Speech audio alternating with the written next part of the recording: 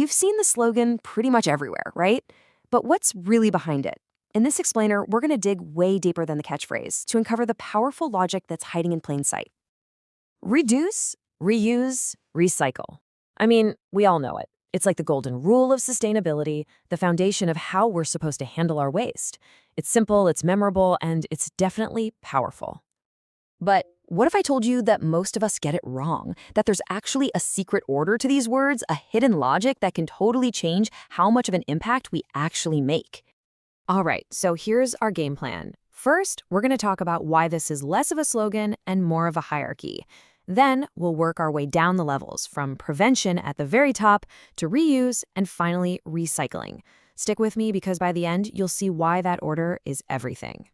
Okay, first things first. The slogan versus the hierarchy. The big idea here is simple. We've got to stop thinking of these three words as just a flat to-do list where each one is equal. It's not. It's a ladder.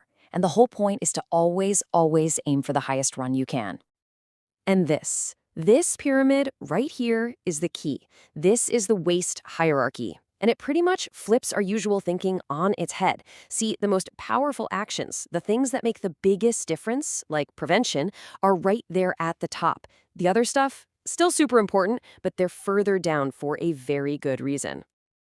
So what's the goal of all this? It's pretty straightforward, really. We want to get the most use out of our stuff while creating the absolute minimum amount of trash. It's all about being smarter with our resources. In fact, this whole model has gotten an upgrade over the years to help us climb that ladder even better. It's often expanded to the 5 Rs. Why? Well, it just gives us more tools in our toolbox, especially for that crucial prevention stage up top. So let's use this as our guide. Okay, let's start at the very top of that pyramid. We're talking about prevention. This is the big one. It's all about stopping waste before it even has a chance to exist. And honestly, it is by far the most powerful strategy we have. So, prevention really breaks down into 2 key moves. First step is refuse. Think of this as your first line of defense. It's literally just saying no thanks to things you don't need. That plastic straw, the freebie pen at a conference, you get it. The second move is reduce. This is all about being more mindful and just, well, using less stuff in the first place. And look, this isn't some abstract, complicated idea. We're talking about simple, everyday habits. Packing a lunch instead of getting takeout, carrying a reusable water bottle, remembering your shopping bags. Each one of those little things is a win for prevention. You're stopping trash in its tracks before it's even made. Okay, but you can't always refuse or reduce everything. That's just life, right? So what's the next best thing? Well, we take one step down the ladder to the middle. Reuse. This is all about giving the things we already have a much longer life. And here's another cool little distinction. There's reuse, which is exactly what it sounds like, using something again for its original purpose, like refilling a glass jar. Then there's repurpose. You might have heard it called upcycling. This is where you get creative.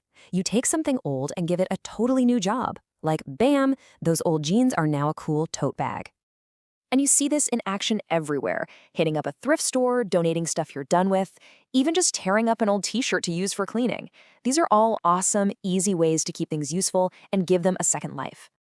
And finally, we get to the foundation of the pyramid. This is the R we're probably all the most familiar with, recycling. Now, it might be the last step, but make no mistake, it is our critical final line of defense before something becomes trash. So what is recycling really? Well, it's basically a big industrial process. It takes our used stuff, plastic jugs, aluminum cans, and breaks them all the way down so they can be turned into brand new things. And the payoff is huge. We save a ton of energy and we don't have to pull as many new resources out of the earth. And when I say the impact is huge, I really mean it. When scientists look at the whole life cycle of a product, from the moment it's created to the moment it's thrown away, the evidence is crystal clear. Recycling is a game changer for cutting down on pollution and energy use. It's just massive. Let's take plastic, for example. This chart says it all. On one side, you've got the emissions from just throwing plastic away. On the other, the emissions from recycling it. I mean, just look at that difference. It's not even close.